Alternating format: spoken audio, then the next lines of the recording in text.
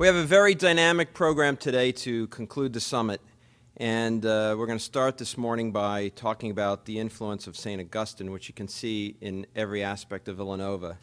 It's in the commitment to service that was demonstrated on St. Thomas of Villanova Day, when 3,500 students, faculty, and staff volunteered at 115 service sites throughout the Delaware Valley and chapters of the Alumni Association who organized service projects in their own communities across the nation.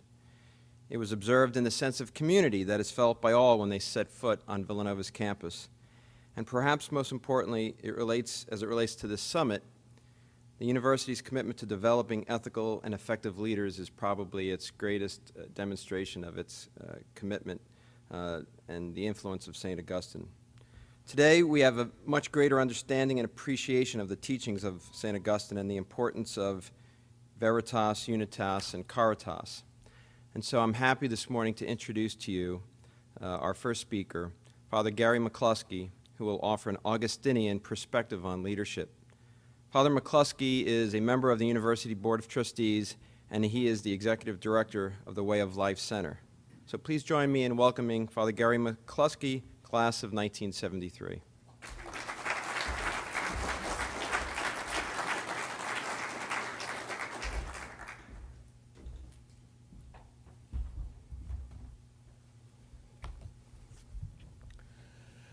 Good morning. I think I'd like us to start our thoughts about Augustine as a leader by how we think about Augustine, how we imagine him. If we went by the monastery and looked at the statue where Augustine is there as a bishop holding a heart, or if we went into the front of the St. Augustine Center and see Augustine at a desk alone studying, I think we have an unfortunate picture. They're wonderful and they're things that were about Augustine, but we lose the flavor of his life, of how he was always with others. In fact, he spent very little time alone. He was surprised when he saw Ambrose reading alone. He'd never seen that before. Of course, reading was a group activity because there were few books, and people would gather together, hear the reading, and talk about it. When he was converted, Alypius was with him in the garden, and they ran inside to Monica. When he had his spiritual ecstasy, his spiritual union with God, it was along with Monica. As a bishop, he spent about 5 hours a day as a judge. So he had very little time to himself. It might be better for us to go in front of the St. Augustine Center and look at Augustine with the students. But even there, we lose part of his dynamic because he would be better seen if he was understood with the other students as another student, because that would give us his notion of friendship. He tells us of his student days and of friendship. My soul found all manner of joy when I was in their company, to talk and to laugh and to be kind with each other, to read engaging books together, to go from the lightest joking to talk of the deepest things and back again, to differ without discourse, as I might differ with myself, and when on the rarest occasions disagreement arose, to find its highlights the very sweetness of our normal agreement, to teach and to learn from each other, to be impatient with those who are absent and welcome them with joy when they return.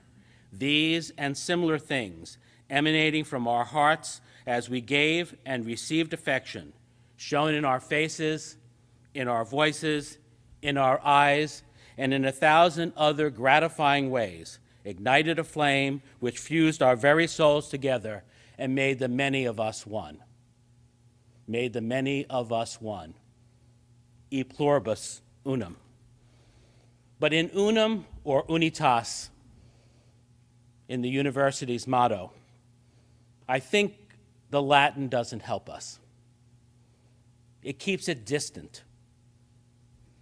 Even when we translate it to English as truth, unity, love, it still remains in the theoretic. It doesn't have a practical ring. In the practice of friendship, unitas was for Augustine community. Community as the core of the core values. We can see this in Augustine when he speaks about his own leadership. He tells us, "My place as your head frightens me, but what I share with you comforts me. I am a bishop set over you, but together with you I am a Christian. The first is the title of the office. The second is a grace. The first is a danger. The second is salvation. The office seems like a storm tossing us about in a raging sea. But when we remember who redeemed us by his blood, it seems we enter the safety of a harbor in the stillness of that thought. Even though this office is personally hard work, the common benefit gives me rest." In his description of this leadership, Augustine juxtaposes with and for. And I think that the emphasis on with is a distinctive Augustinian characteristic of leadership. We're not Jesuits, men for others, but in an Augustinian sense, we are leaders with others. That might take the Villanova core values of veritas, unitas, and caritas and cast them in a leadership way into unitas, veritas, caritas. For Augustine, this is not just leadership, it's the way to get to heaven. For Augustine, that with others, that community dimension, is service, a servant type of leadership, but not a passive servant following orders, but an active leadership, active serving the community by animating followership. I had this in my thoughts even before Professor Hill. Because Augustine built a followership.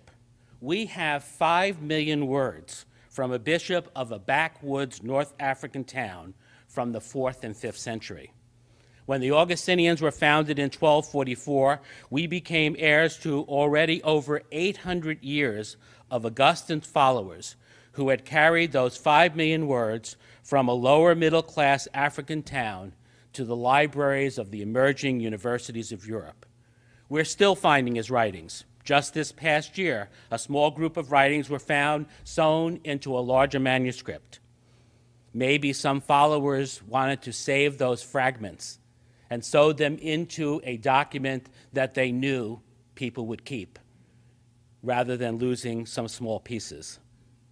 How did Augustine lead his followers in community, which resulted in so much care for his legacy?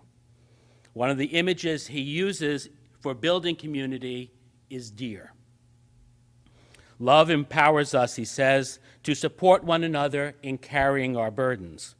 When deer need to cross a river, each one carries on its rear the head of the one behind it, while it rests its head on the rear of the one in front of it. Supporting and helping each other, they are thus able to cross wide rivers safely until they reach the firmness of the land together. Each deer may worry about itself, but their physique would ensure that they would drown if they ford the rivers alone when they reach the deep waters. Is this serving, supporting of one another something of a team, even a team of rivals approach to leadership? How does an Augustinian leader engender serving and supporting one another, being part of the team? I think there are very clear skills, characteristics. Central to them is dialogue for Augustine, conversation in which each one learns from one another, not talking at one another, but truly listening. Augustine tells us that he even learned through his letter writing when he responded to his correspondents and wrote books to answer their questions, questions that he didn't have, but questions that needed answering.